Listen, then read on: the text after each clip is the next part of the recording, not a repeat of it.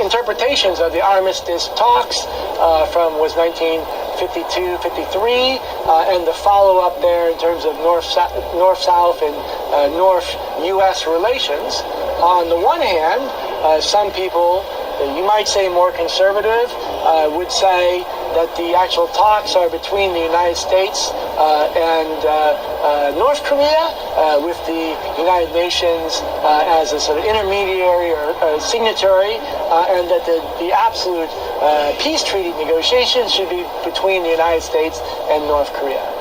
On the other hand, North Korea and South Korea are both members of the United Nations, and they're both sovereign countries. They're entirely capable of signing treaties between each other, at least according to international law. But this gets into the more complicated question.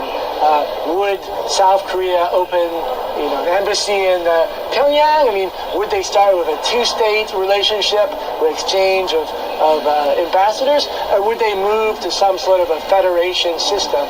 This was discussed in Germany.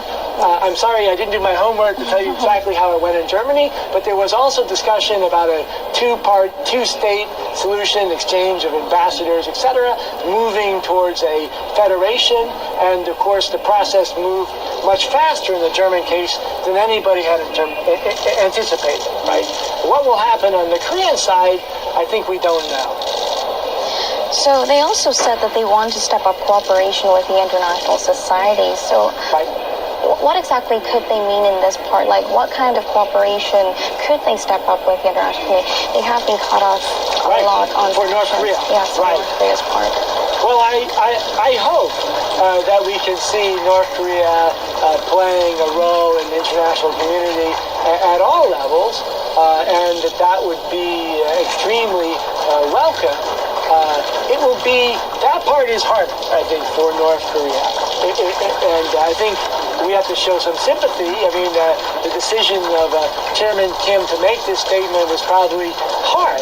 Not negotiations north and south, but probably negotiations within North Korea itself. There's a significant number of, old-timers from his father and his grandfather's time who probably are not particularly enthusiastic about opening North Korea up to the world and having iPhones and internet and some things which are maybe not so positive, right? Plastic surgery and other things. So I can imagine all sorts of sensitivities that would make implementation on the North Korea have a sort of full openness and transparency, and cultural, etc., and also involved in international organizations, not so easy, right? In the relationship with the Bretton Woods system, with the World Bank, with IMF. I mean, these are going to be hard negotiations, not easy. So South Korea and North Korea will step up more communication, obviously, in the months to come. What do you think the role of South Korea should be now? South Korea has summits coming up with China and Japan, right. Possibly with the U.S. before the U.S.-North Korea summit takes place. Right. Obviously, he will be talking about the outcome reached tonight. Right. What sort of advice should South Korea be giving for these countries? Right. Well, if you look in terms of geopolitics, you could almost say, maybe going a little too far, but not too far, that Korea, this peninsula, has not played this level of geopolitical, level of influence really since the middle of the Goryeo period. The Joseon dynasty, basically from the 14th century until the 20th century, basically China was the sort of center for sort of geopolitics. Korea had its role, but here we really see the Koreans stepping forward to saying, this is our vision, right? Not conditional on, the joint statement doesn't say it's conditional on anything that the United States or China or other countries are going to do. And I think there's only a sort of an allusion to the United Nations, but it's not really set in terms of a UN framework either. It's a Korean framework. So that has tremendous potential for Korea's role, but it's going to take a lot of work for Korea to say that it can play a leadership role in terms of envisioning what the future of Northeast Asia can be, maybe even the future of the United Nations. However, I would say in terms of global governance, Korea has a unique position, right? Korea, the United Nations played a central role in the relations between North and South Korea. The United Nations was involved in the Korean War, and it goes back, and of course, Han Ki-moon was Secretary General of the United Nations, but it goes back further in the past, going back to Emperor Jung. He sent missionaries to the Hague Peace Conference, which was the forerunner for the United Nations back in 1907, was it?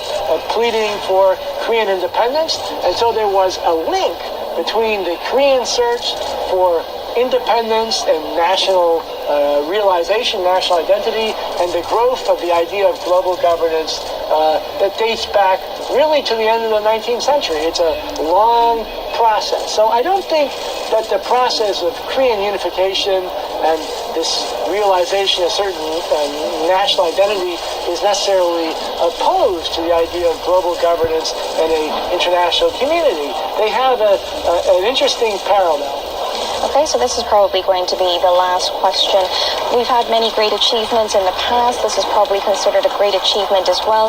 What tools or efforts should be made so that these are implemented? How should we overlook if these promises are being kept? And it is an institutional one. I would say that maybe the most critical point would be, we started with Kaesong discussion, right? For this liaison with both South Korea and North Korea, not only that South Korean companies would go and invest money and get products, but actually would work together in Kaesong, maybe even as some sort of team.